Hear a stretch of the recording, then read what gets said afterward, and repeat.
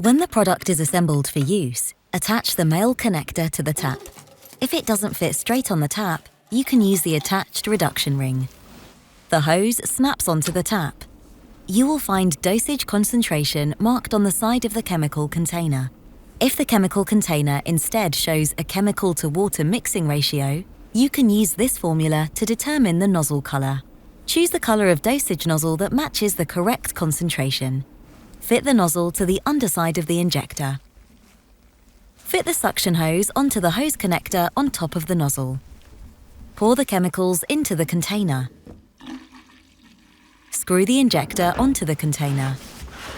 Now attach the gun to the hose. Mount the spray gun onto the injector connector. Turn on the tap. Begin foam production by pressing the trigger. We recommend applying the foam from the ground and up. You can now begin manual treatment of the surface using a scrubbing brush.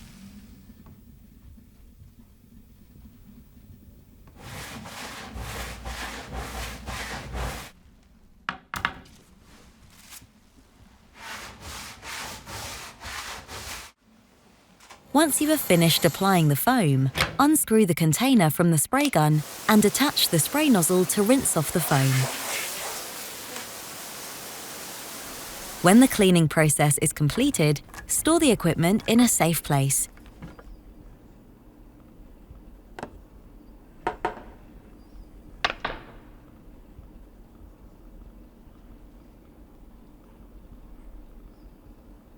By providing colored containers, we help users to identify which chemicals they are using.